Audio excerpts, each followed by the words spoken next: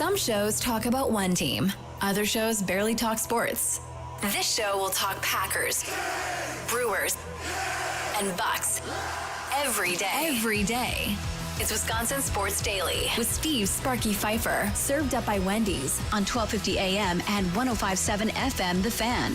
Download the Wendy's app today.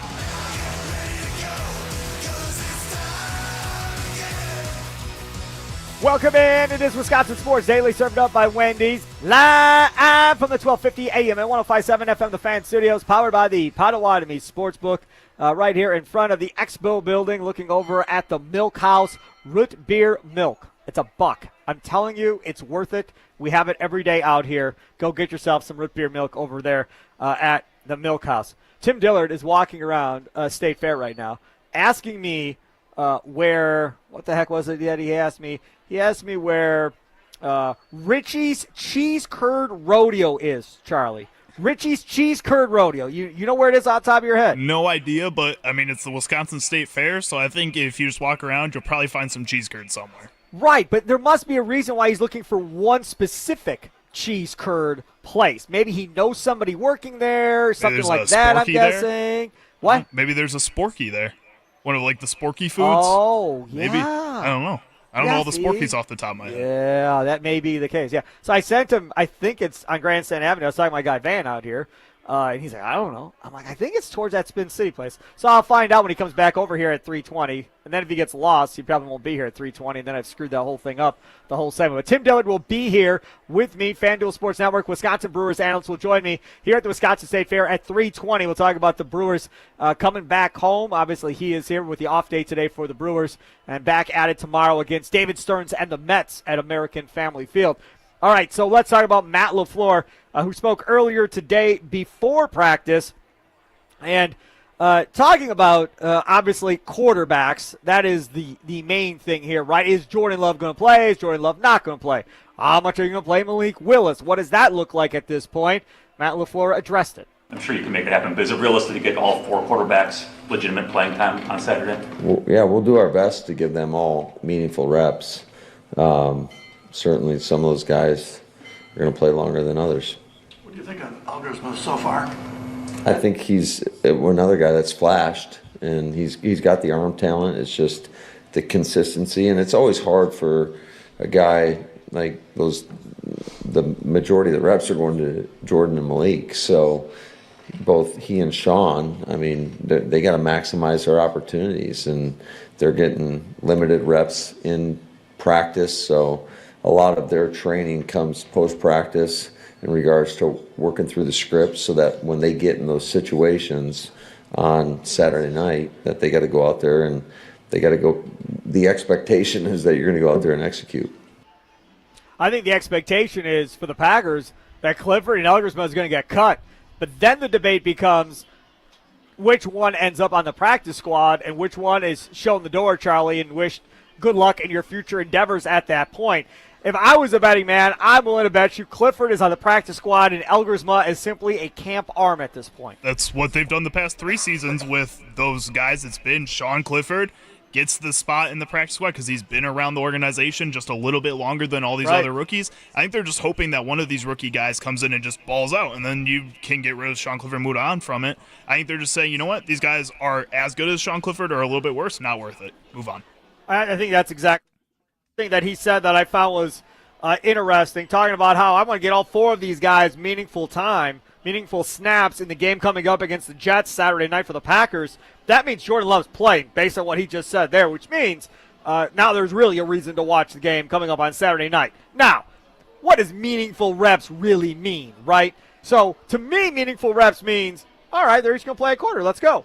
But then as you listen to LaFleur say, well, some are going to have more reps than others. LaFleur's thing that he did last year pretty much was you play till you score a touchdown.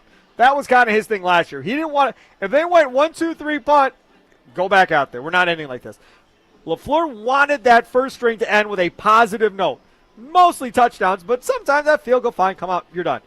I think it's somewhere along those lines too, I think, for the Packers. I think if they could sustain a drive and get some points, even if it's not a touchdown, I think that'll be all you'll see of Jordan Love Saturday night. And then maybe you go to Malik Willis to play the rest of the half, and then Clifford and Elgersville maybe each get a quarter in the second half, and you move from there. That would be my guess as to how this plays out. That's what I'm thinking, too. I would prefer if you had the first-team offense out there for at least a quarter of one of these games. Get them out there. Get that practice. Go through multiple different drives. Go through different types of drives. You talk about working situational football, and Matt LaFleur talked about how important it is to go through the situational practices and make sure that you're working on these little things like he talked about, so that when you do have a game where you're in crunch time and you need to work on those situations, you're ready to go for it. I think what we're seeing and what we should see from this offense, because he's saying stuff like that, is them out there, being out there for hopefully, in my mind, 3 or 4 series. Again, what is about 1 to 2 quarters, making sure that they're working on getting into those different situations in a real live setting, in a real live game. You know, the other thing about this, too, is when we talk about where we're at as an organization and what expectations are, like we always talk about, this is a good football team. Right? This isn't the Jets who are trying to figure out how they're going to win 5 games this year. This is the Packers who are expecting to win 11 or 12. You can attack preseason differently when you're a really good organization and you believe in the foundation, your practices, your work ethic, getting stuff done in training camp practices. You don't have to be as aggressive playing starters. However, I think Matt LaFleur also realizes that part of this is based in data and so forth, that pretty much back up playing starters in preseason is a good thing versus a bad thing like people have thought for so many years, Charlie. I know it's the debate every year for you, I'm sure, but is the upside of playing guys in preseason games worth the risk? I guess how do you weigh that? Yeah, I think it's a lot of where you got to feel where your team is. And just my experience, I would say that I think it's good for all of our guys to kind of go knock the rust off a little bit, and understanding that there's a little bit of a risk with that. Now, according to my sources, that there's a lot of injury data that supports playing guys in the preseason in regards to reducing the injury risk early into the season. I think that is obviously a big factor, is you don't want to get your starters hurt in a meaningless preseason game against the Jets. So, for example, he's going to play Jordan Love, it looks like, on Saturday night. Now, what happens if they decide, oh, Jordan Morgan, here's your big chance. Prove that you're a starting left tackle. He gets bull rushed over, and Jordan Love gets hurt in that football game, and now all of a sudden the entire season has changed. You know who's going to have to answer for that. It's going to be Matt LaFleur, who already has Ed Policy looking over his shoulder with 2 years left on his contract. And then it's going to be, dude, what are we doing? Like, we're trying to win a Super Bowl, and you got this guy out here, running for his life and getting him hurt. That is going to be a problem of major sorts for Matt LaFleur if something crazy happens. Now, hopefully it doesn't, but that's going to be an issue. I don't think that would happen, and if that does happen, I don't really know if it's Matt LaFleur that 100% gets all the blame.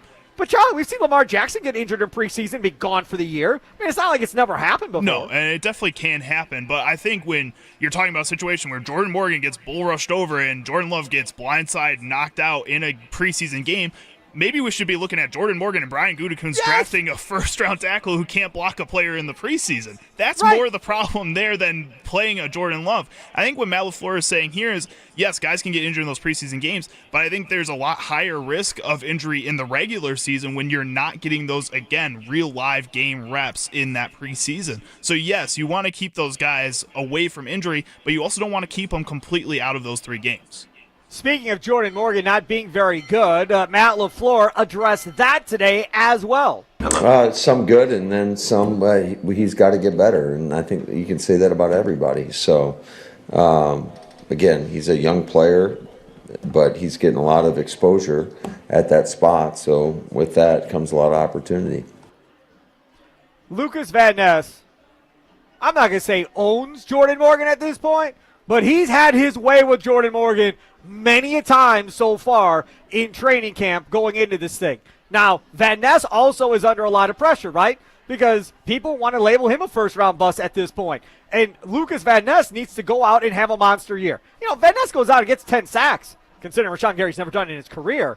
That's going to be the story of the year as far as what happened and why is his defense so good. It's going to be all about Lucas Van Ness having that breakout year. That's what the Packers are hoping for. For Jordan Morgan, as we sit here today, If Jordan Morgan plays, somebody got hurt, Charlie. Because there's no other reason to run Jordan Morgan out there when you say the best 5 play. As of today, he ain't the best 5. No, and if he's not one of the best 5, again, I think that goes back to Brian Gutekunst and the issue you have with him with these first-round players. I think a lot of people are going to overlook Jordan Morgan's performance if he's not out there because of Matthew Golden got drafted this year, and he's probably going to have a pretty good season.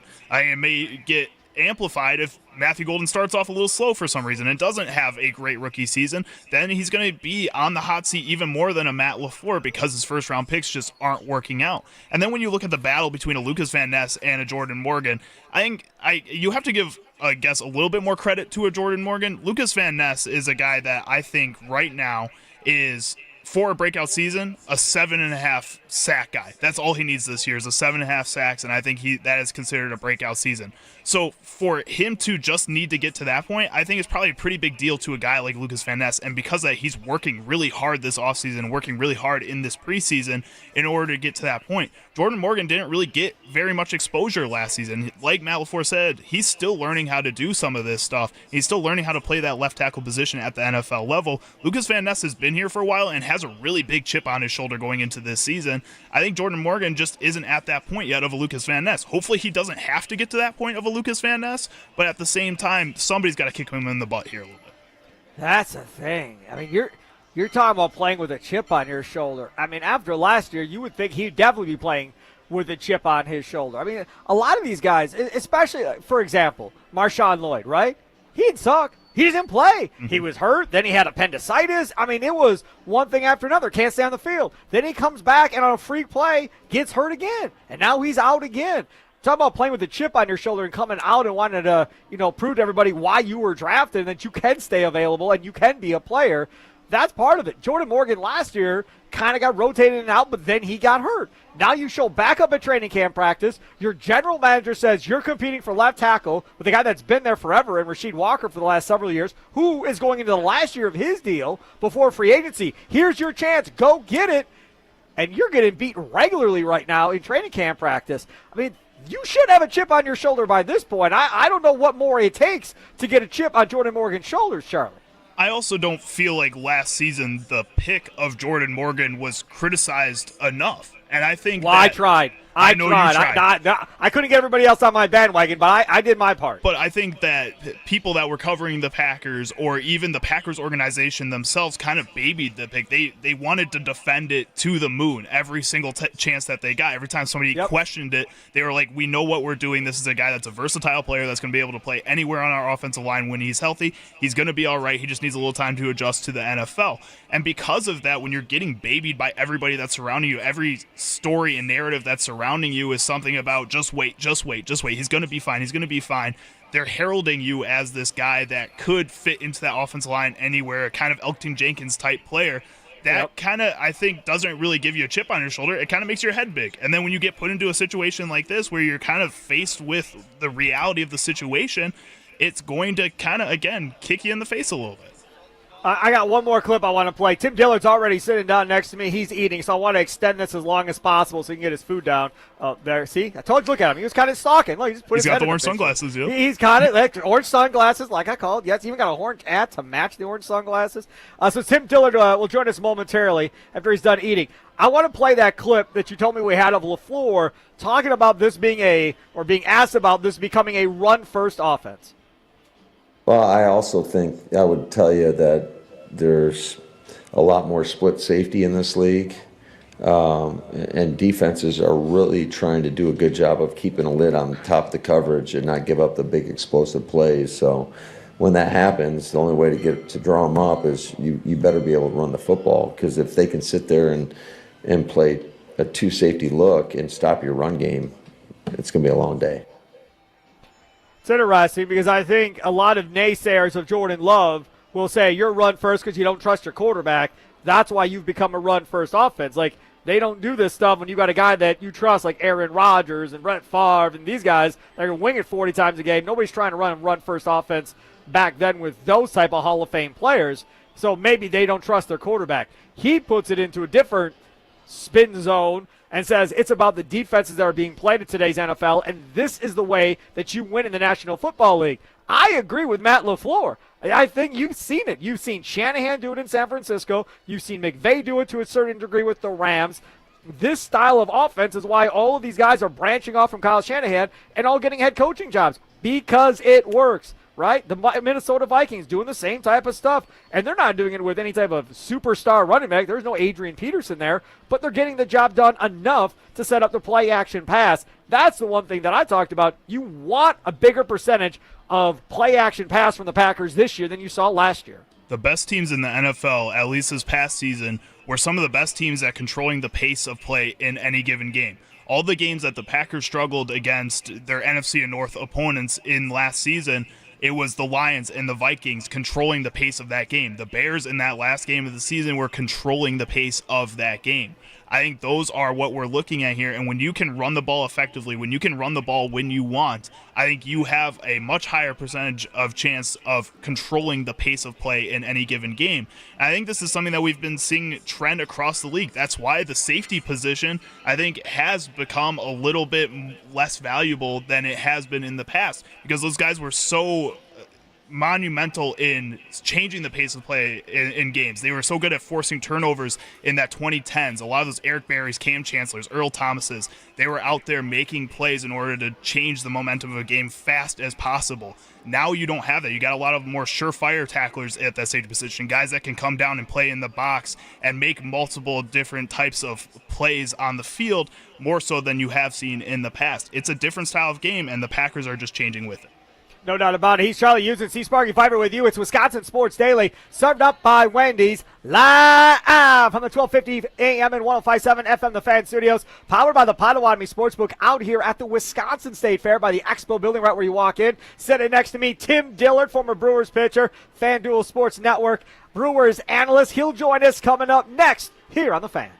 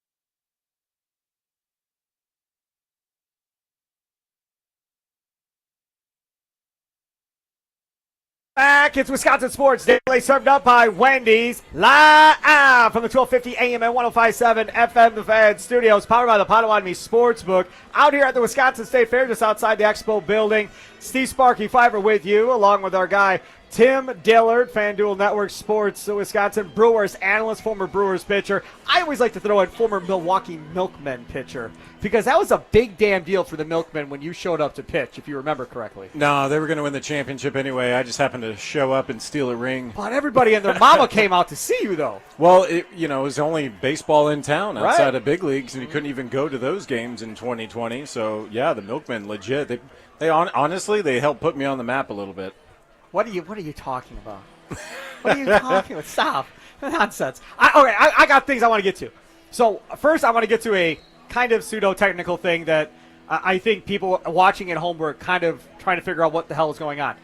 Uribe, a few games back, since the last time we talked, was messing around with the front of the mound for the first batter. And I don't remember who the first batter was. And he was messing around with the dirt in front of the mound. Throw a pitch, ball. Mess around with the dirt in front of the mound. Throw the same pitch, ball. And then eventually Contreras comes out there after he finally threw a strike, and he's messing around with stuff on the back of the mound, and they're talking. What was going on? Like, I can't tell you the last time I've seen a pitcher that distracted by dirt on a mound where his foot was being placed. Well, I mean, it was raining the entire game. By the time he gets out there, Uribe's probably putting his foot where maybe three other pitchers had already put their foot. Yeah. And suddenly you don't want to land, off to the side or at an angle or anything like that. You want to land flush and throw your pitches. I remember, to put it in perspective, 2006, I went up against a guy in Double-A. Every 5 days, I felt like I was going off. Remember Homer Bailey? Yes. With the Reds. Pitcher, yeah. So we landed whatever you chalk it up to, our left foot landed in the exact same spot. But this guy would put an indention in the mound, like an inch every couple of innings. He wasn't that big of a dude, was he? Yeah, no, I mean, he had good extension at the time. Nobody knew how to measure it or anything like that, but he messed up the mound. I hated it. I actually would adjust myself on the mound just because I'm like, man, you're ruining this thing. Like, it's a beautiful mound and you're ruining it. Sometimes the mound just isn't going to work. I mean, you talk about home field advantage. Sure. You feel comfortable on a mound. And then after that rain game, we were showing in the postgame show the grounds crew and what they were doing to put the mound back together. Like, sometimes you just don't put it together right. I think we're spoiled a little bit because I think the Brewers do it better than almost anybody in Major League Baseball. But sometimes you just don't agree with the mound. That was pretty wild because it was clearly in his head, Tim. I mean, it was every pitch. It wasn't like every couple batters he messed around with it a little bit. I mean, that whole first at bat, but then once he got it the way he wanted it, then he got into his groove after that. Well, most times when people don't feel comfortable with the mound and they miss, it's like 92, 95, whatever. He misses with 100. Listen, I guarantee the batter's stepping out like, dude, do whatever you got to do to make sure that mound is exactly where you want it. Because he's that nasty. So, yeah, sometimes that happens. That's not out of the realm of – that's not weird at all. That's pretty normal. Yeah, that was pretty crazy stuff. All right, so let's talk a little bit about what's going on with this Brewers team as we currently sit. I mean, I said it earlier. I think what they're doing this year, the jobs that Pat Murphy has done, Matt Arnold, again, Isaac Collins, Caleb Durbin, Andrew Vaughn, Priester, all these guys – these guys were thought to be huge contributors before the year for this Brewers team. Wasn't talked about. And now to look to see where they are, best record in baseball, they both won awards last year. I think this year is more impressive than what they did last year. Yeah, I think the expectation, hey guys, expectation was not much of anything last year. You lose Craig Counsell out of nowhere. Nobody saw that coming. And then all of a sudden you're putting together a winning ball club. So it's like, oh yeah, here are the awards. This year, there's much more like expectation maybe in that way. But, again, Matt Arnold has made amazing moves. And we get hung up on the trade deadline like that's just a suggestion. If you have a need at this time, make a move. But before that, that's what they did. They made moves. They had Woodruff come back. Yep. They had Perkins come back. They went out and got Vaughn. They went out and got Lockridge, which I think is a really good player. And they brought up Mizorowski, which, by the way, he's here today. I don't know if you saw him. Yeah, I did not. He was riding on the ski lift across where his feet the touching State the ground? Fair. A little bit, yeah. People were like, "Hey, Miz." Haven't seen him yet, on the ground. But it takes that kind of thing. You have to make moves. You can't keep everybody all the time, and you got to figure out guys that are good at what they do. And the Brewers continually do that because this isn't fake. This isn't fake baseball. There's enough of a sample size to go, this is a legitimate ball club. 1 through 9 is a threat of getting on base and getting to the next base and scoring. I mean, this is real. This is a real team. All right, so there's a lot of people on social media, right? So, Twitter tough, whatever you want to call them, Cub fans, same thing. When they like to tweet out that Brewers are like the luckiest team in the league with how they get on base with some of these hits and errors when they're playing against teams. They get errors, and they score runs, but they just get all the breaks in the world. They're so lucky.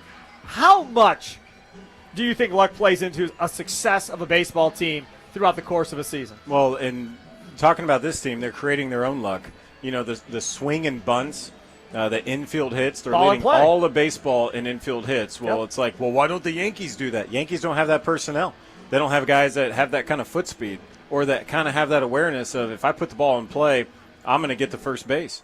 And it's also not the strikeout. They're staying away from the strikeout. I found a stat the other day. I say me. It was Dom Catronio, who's awesome statistician. But I just came up with the idea of, what happens when they don't strike out a lot. When the Brewers strike out 8 times or fewer, they're like 51-16.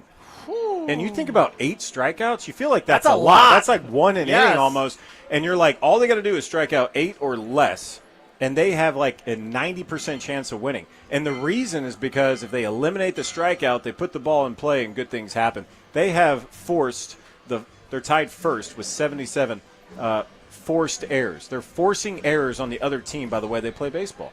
Somebody listening is saying, how the hell do you force an error as a baseball player, right? You can force an interception in football. I can force a steal in basketball, but how do you force an error in baseball? Yeah, great point. They're putting the ball in play. The threat of the bunt, people are going to face the Brewers. They know they're going to bunt. They know they're going to steal. Right. The defense changes.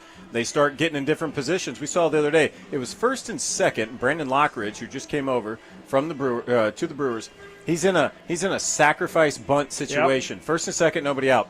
Well, the pitcher's like, we're going to, I'm sure it came from the dugout, but they put on a play to back pick at second base. Well, what's he do? He throws it in center field. Why? Because that's a kind of a tough play to execute if you're not coming out of spring training right away. So he throws it in center field. Suddenly it's second and third, and then what's the next pitch? It's a sacrifice fly. Because Lockridge is a guy that knows, hey, what's going on? He's a guy that knows how to play the game the right way. There's Barry. Hey, Barry, what's going on, man? Did you know this guy here right now? Did you know this guy here, Barry Hirsch? Yeah, was the first morning show producer in the history of this station. No, he was back in 2005. Yeah, I can believe this guy. Yeah, all right, you got street cred now. Yeah, I got street cred, Barry Hirsch. That's right. Take care, Barry. But the idea is that this team knows what to do in every given situation, and that hasn't always been the case. When it's like, oh, man on third, less than 2 outs, let's swing. Let's try to hit a homer, or you strike out.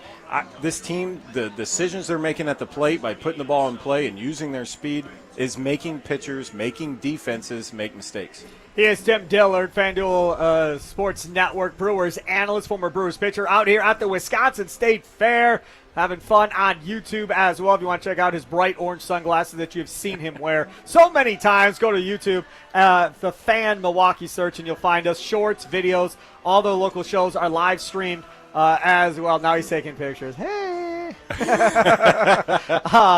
This is the other thing that I'm trying to wrap my head around a little bit with this Brewers team.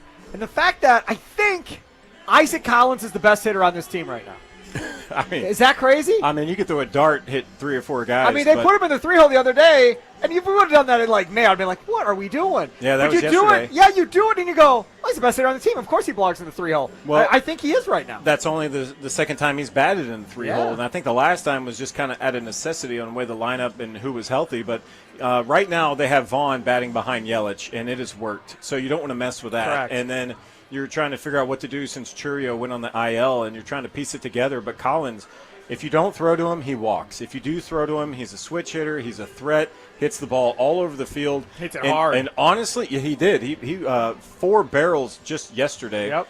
And if you make a mistake to a guy like that right now, he's going to do damage. And that's what it was. If you go back, I think the game 1, they only got 3 hits in the ball game. It was a 3-run homer. By him. And, this is some of baseball back in the day. This was Oriole baseball. when it comes to the pitching, the defense, and the 3-run homer. And if you have a guy like Isaac Collins, who people can't even pick out in a lineup, and he's the one that has that big blow of the bat, this is a good team. I promise you, he could be walking around State Fair. Nobody's going to know. I would recognize. I honestly thought I saw him earlier. Did you? He might be. I'm just saying, like, seriously, like, Murphy always says this, and it drives me nuts because I'm like, that's kind of, I don't like when he does it, but the average Joes and the normal guys or whatever. But to a degree, I wonder what would happen. Not, you can't do that with Yelich or whatever, but I wonder if you took like a couple of pitchers, a couple of Brewer players, and just kind of put like cameras on their hats or whatever and had them walk around the State Fair, how many people would actually recognize them during the course of a day at State Fair? I don't know. I think they would. Mizorowski obviously I think gets they recognized. would get recognized just because of the way the Brewers brand their players so well and social media. And I mean, we got some of the best fans in all of sports. So they're very recognized. I get recognized all the time. You saw me. I was walking by, sat down. You slapped this headset on me. Yeah, it's real. The other thing, too, about this Brewers team, looking ahead, Cubs have an easier schedule, Padres have an easier schedule. They have a relatively tough schedule going forward, which I think to a certain degree is good for this Brewers team because it keeps them involved kind of going forward. And everybody outside of Milwaukee is waiting for them to cool off, come back at some point. Now, again, I think everybody thinks eventually that may happen. The problem is, as we've talked about, there's so many different guys doing things on a different night that it's not literally like, oh, well, once this dude cools off, let's say it's Vaughn. Once Vaughn cools off, their offense is going to go away. That's not the case. Frelick, Terang, Yelich, Collins, all these guys can still go. Even if he cools off, there's enough other bats, and you get Hoskins back at some point. Well, I mean, this offense is a lot like John Wick. He can beat you a lot of different ways. Yeah. And nice. Think about the offense. Think about the Dodgers when Freddie Freeman got cold and Mookie Betts and Ohtani sort of cold for him is like 300 with, Betts was ice cold till the other night. Yeah, but you're talking about 3 players that are carrying the entire offense, and if they don't do well, then the team loses. And we saw that. We saw that firsthand. So the Brewers is like they're not really relying on 1, 2, or 3 guys. They have 7, 8, 9, sometimes 13 guys in a game that do something to contribute. And the reason other teams don't do this, you're wondering why, how come everybody doesn't play this way? It's because they don't have the personnel and they don't have the coaches that are emphasizing this kind of stuff. You always hear the players and you think it's a cliche when they get interviewed and stuff. They're like, well, I know my role. And what they're talking about is not just their role every day, but their role in what situation. What is my role in this situation with this guy on this base, this inning, this many outs, and they're being coached in such a way to look for those moments and to best maximize. So it's not just, they scored 9 runs. You dig deep, which, I mean, I'm paid to do, right? Yeah. Very handsomely. No, I'm just kidding. But, this is what they do. They're putting it together piece by piece in every facet of the game. And so you talk about, are they going to cool off? They might, and they probably will just because they're playing so well. But it's not going to be 1 or 2 or 3 guys. The whole team's going to have to go cold for this thing to kind of stop working. I'm going to end this with a question or something that got asked by a listener earlier on in the show. He asked us to line up the starting pitchers in order, best arms in the rotation. Yeah, line them up in order. Who are the best arms in this rotation? Best arms? I'll tell you what we did, Charlie and I struggled, and I still don't feel right about it. Mizorowski 1, Woodruff 2, and then this is where it hurts. Quintana 5. It hurt my soul, but I put Priester as a Charlie 3 and Peralta 4, and I was getting mad at Charlie. I'm like, how can we put him 4? He's a freaking all-star on this team. This seems ridiculous that we can do that. But the argument was made, well, Priester's going deeper into games more often, da-da-da-da-da. So that was the conversation piece. This is tough for you. You got to, deal with these guys all the time and so forth. But what would your take be on it? Well, you can't put 2 guys that could possibly go 5 or fewer innings together. If you want to save the bullpen, you got to put someone like Priester out there. I would put Priester second, just because he's a guy that can go 6, 7, 8, maybe even 9 innings. I still think he's going to throw a complete game this year. Oh man! And I know Woodruff has done so well. He's gotten 4 of his 5 outings have been quality starts, but you can't bank on that just yet, and you can't bank on Peralta going more than 5 innings. So you kind of have to mess with it in that way. And if they're talking about a big 3. I have a hard time believing they're going to let Mizorowski maybe start and go too deep into a game. It may be a situation where, 1 or 2 of those guys kind of piggyback. Maybe it's Peralta for 5 innings, and after that Mizorowski, or 4 and 4. You don't know, but right now for me, you can't have guys that are going possibly 5 innings each time out. You can't have them 1, 2, 3. That's not going to work. The bullpen will be depleted by Game 3. So Priester's going to be in the mix. If he's not 1, he's definitely 2. That is awesome stuff. Tim Dillard, follow him on Twitter at DimTillard. See him walking around the State Fair with his beautiful orange glasses on. And I have a plea to those of you listening. I need somebody that's in charge of suits in this town. Somebody, southeastern Wisconsin. He needs a suit deal. He needs more than one damn suit coat. Get this man a suit deal. Like nice suits from like Italy. Real high-end, nice pinstripe suits. And get Kashan suits too. And we'll get Ratino, the catcher. Catchers, do they wear suits? I don't know. So Ratino, Dillard, Kashan. They all need a suit deal. Men's Warehouse is fine, but whoever, somebody get this guy a suit deal. You need a suit deal, man. I like my suit. You have one. I do. Right. I know where it is, and I know what I'm wearing every Somebody, hey, email the station, call Charlie now, DM me on Twitter at Sparky Radio. Let's get these guys suits so they look top notch all the time. And you'll make me happy. Before the playoffs, let's get this done.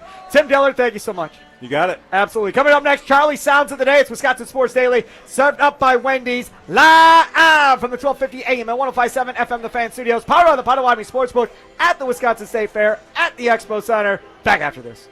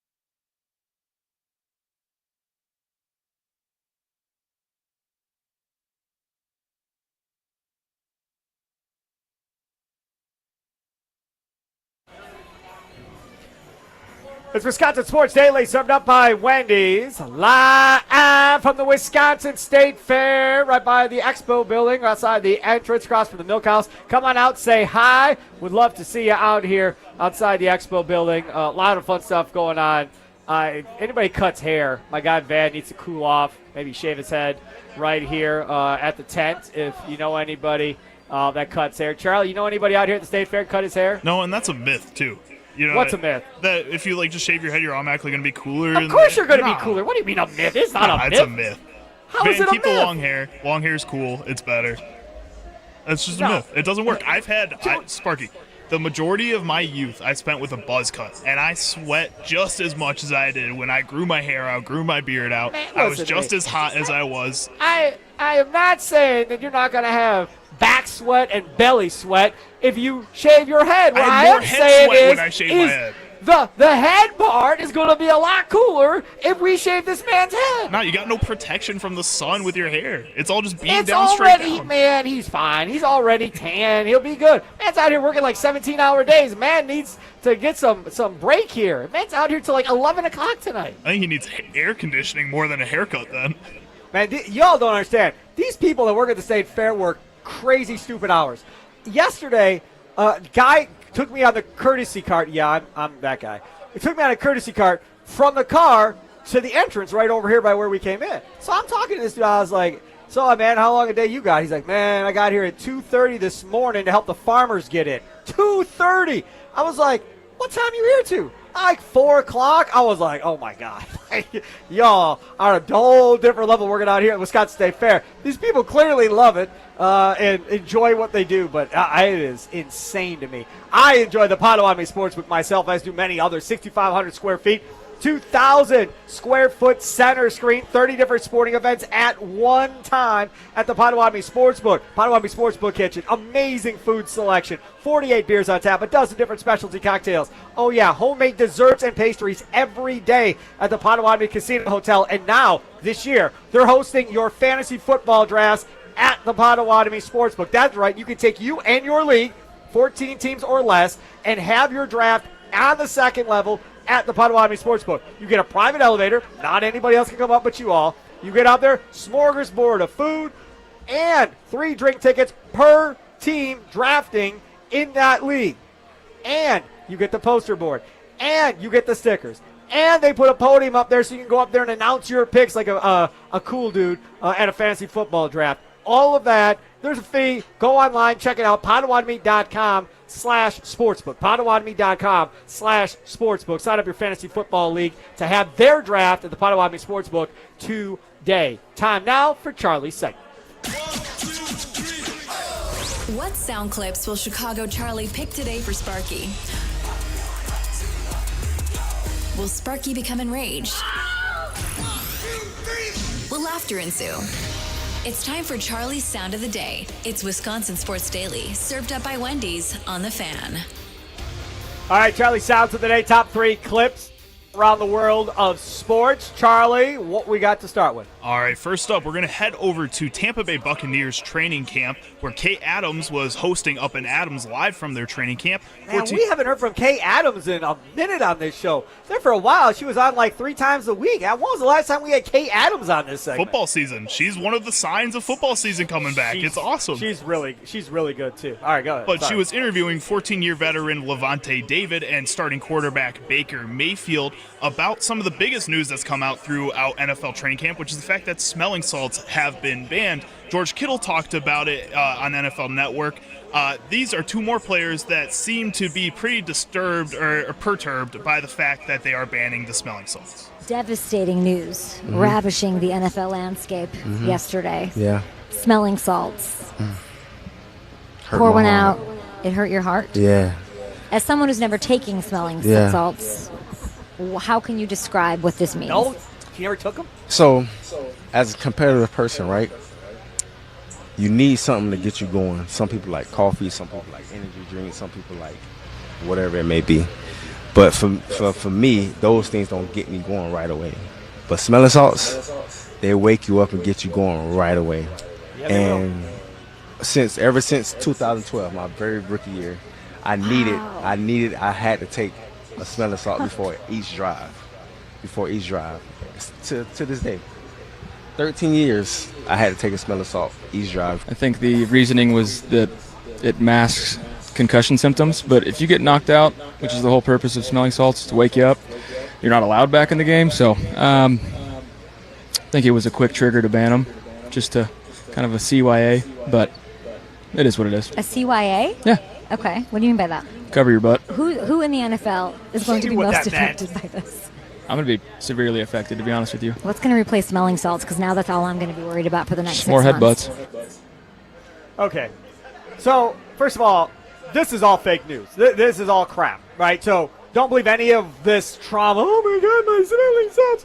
The National Football League came out and said, hey, chill, right? You bring your own damn smelling salts in your locker. Go buy some yourself. Bring it. You can use whatever you want. All we're saying is we're not giving it to you from our coaching staff. Because, like he said, it's cover your butt. We don't want to be sued if later in life. And you wonder if they know something, don't you? You wonder if there's been some type of medical research that ties smelling salts to something else later in life. And they said, uh-oh, we better get out of this business before we get sued for that. I wonder if that's what's going on. Don't know. Just saying. Might be. So they get out of that business. And now Charlie, if he wants smelling salts, you got smelling salts? Go buy it yourself. Keep it in your locker. You give it to yourself. Nobody else. Don't give it to your teammate. Yourself. And you can use smelling salts. So now maybe these guys are mad that they got to pay for their own smelling salts, which none of them are poor at this point. So they can get their own damn smelling salts. But that's all I can come up with. Why are you banning this unless you think you might have some research or knowledge that this may lead to something bad later on in life for these guys and you don't want to get sued? Which I don't really think there would be any research that I can think of. These are just ammonia packets. So all they really do is just give you that jolt. You smell the ammonia and it shoots up into your nose and you feel energized, like they're saying. I used them a lot when I was playing football. Why would you get rid of it? Because I do think it has to do with masking concussion symptoms. And I think that Baker Mayfield's right. Yes, when somebody gets knocked out, yeah, you're not going to come back into the game. The NFL is going to be a little bit more cautious of that. But there's also a lot of guys that hit their heads in a play, stay on the field, don't tell anybody that they're not feeling right, will just hit a smelling salt, and all of a sudden they just jolt. It's like a shot of adrenaline, and then you're feeling okay. And then 3 weeks later, that guy's complaining about his neck hurting or his back hurting. And then 5 years later, he's retired because he broke his back. And now he's blaming the NFL for not protecting him for breaking his back at this point. Yes, you're going to get those situations where people obviously have a concussion that these can't be hidden by that. But there's not just, I would say, concussions that you should be worried about, but also you need to be worried about other injuries that these people are masking by just shooting themselves with adrenaline, basically. Yeah, and I understand that too. Like I said, I think it's a non-story only because they're going to allow these guys to bring their own smelling salts. So they're all going to have their own stuff. Coaches can't do it, but they'll have their stuff, their stash on the sidelines, right, that they'll be able to use before the game or during the game. So I think that's a lot to do about nothing, but I understand them getting bent out of shape about smelling salts. All right, what's second clip? Next up here, we're going to head over to the Pivot podcast hosted by Ryan Clark. He was talking with former Packers wide receiver and now Rams wide receiver Devontae Adams. Adams was discussing Travis Hunter playing both ways this season. I don't even think it's possible to do for real, not at a high level, and then go in there. It's hard enough to go cover a punt and then be on one side, and I haven't done it. I'm not acting like I'm on kickoff or punt, but I can see the dudes, and I know you got your guys, and you see the yardage of my yardage over the game versus somebody that starts on offense and then plays special teams as well. Like, that's just a lot of mileage, man, and I don't know how long. I'm not even concerned so much if he can do it over the course of a game or a season. It's more like, how long is his career going to be if he's playing that many snaps? Because all you're doing is doubling your risk for injury, one. Right. And I don't wish any of that on him. I hope that he can play an injury-free season and go ball out. But, I mean, that's just the reality. The more you're on the field, it's already 100% injury guarantee. Yeah. Once you get out there playing both sides, and now you got to tackle. Yep. You got to tackle Derrick Henry. It's a lot of football to play. If he plays 75% or more of his games over 10 years, and he plays both ways for 10 years, and he starts both ways for 10 years, regardless of anything else, he's going into the Hall of Fame. It doesn't matter what else happens. I don't care if he averages 2 picks a year and averages 4 or 5 touchdowns a year. He's going to go into the Pro Football Hall of Fame because the odds are we are never going to see this again, more than likely going forward. And if we are, it's not going to be anytime soon. And I agree with Devontae Adams as far as risk for injury. Like the wear and tear on the ankles, the knees, the hips, that change of direction constantly going both ways. There's definitely going to be long-term risk as far as how he's going to deal with things when he's in his 50s and 60s if he's playing both ways full time for, a decade, let's say. I know football is a lot more physical of a sport than baseball, but you said if Travis Hunter can do this successfully, you probably still won't see anybody do it for a long time.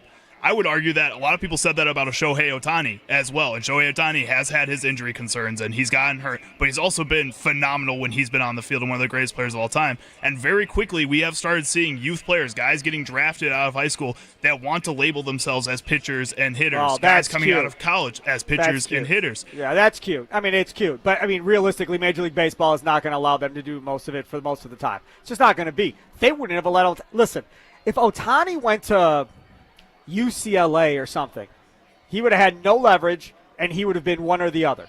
Because he was an international signing and he got to dictate what he was going to sign and what it was going to be when he got here, that's how he ended up doing this. I don't believe if he would have went to high school and college in this country, they never would have allowed him to do this, and he would have had no say. He would have just had to do what they had to do, what they told him to do at this point. That's why, again, I don't think you're going to see this anytime soon either, because most major league teams will not allow them to do this. And think about how good Ohtani was swinging the bat only, right?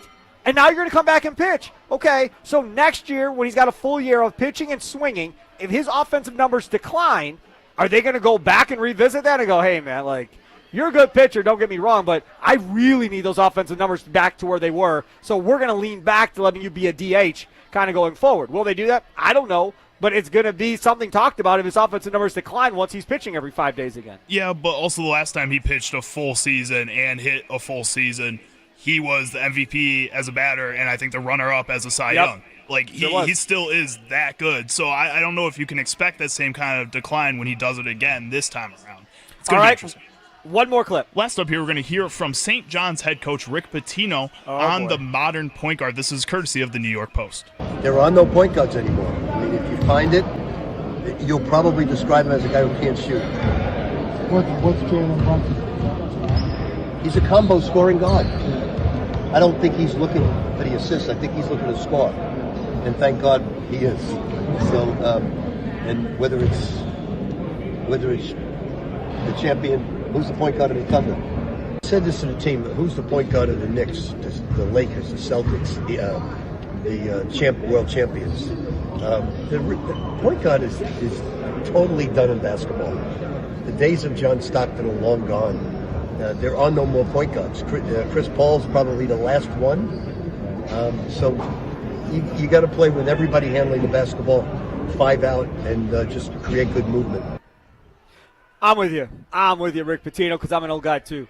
We'll ride together on this one. Yeah, the days of the slow, unathletic point guards are probably long gone, right? The guys that their main mission is to set guys up to be better and put them in easier positions to score. Now a lot of these guys are in position to want to score themselves. Well, why is that? Because that's how they're getting paid. They're getting paid if they're averaging 20 per night and 10 assists per night or 9 assists per night. They're not getting paid if they're averaging 12 a night and 8 assists a night or 8 assists a night, even though they may be a great point guard and running the offense, an extension, the coaching staff, and the players love playing with them. When it comes time to pay these dudes, they aren't getting the same money as the guys averaging over 20 a night doing the same thing on another team that may not be as good as setting their counterparts up. That is a direct result of the pay in the NBA and how they go about paying these guys. That's why we are sitting where we are right now. I think that's a factor in it, and I think just kind of the overall way the game is played has changed as well, too. He said everybody needs to handle the ball. I don't think it's just the point guard that's gone. I think almost every position is gone at this point. I think really only true centers remain, and there's not a lot of true centers around the league anymore. You have a lot of guys that are playing that power forward center role where they can be on the perimeter and shoot a little bit, or are more interior style defensive players, even though they're smaller and not as tall as the average center. And you're seeing a lot more of that just across the NBA and across basketball in general. So I think that's another facet of this that we have to look at, is that the game has just evolved to the point where it's everybody can do everything. It's about finding out how all those players combine together now, because it's not as simple of a puzzle as it used to be.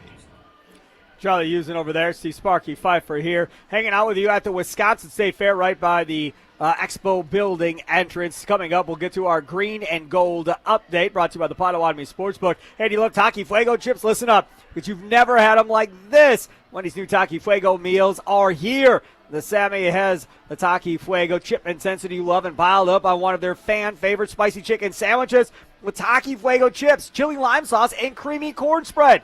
The small Fuego fries get tossed in an intense chili lime seasoning. It's almost like the meal couldn't take any more Taki Fuego chip intensity. That's where the extra 1 ounce bag of Taki Fuego chips on the side comes in. Well, while supplies last, you can grab this Taki Fuego meal at participating Wendy's, open midnight or later, limited time only. Get those Taki Fuego meals today. Green Gold Update brought to you by the Potawatomi Sportsbook. Up next, we'll talk about what happened at training camp earlier today. It's Wisconsin Sports Daily, served up by Wendy's, live from the 1250 AM and 105.7 FM The Fan Studios, powered by the Potawatomi Sportsbook here at the Wisconsin State Fair.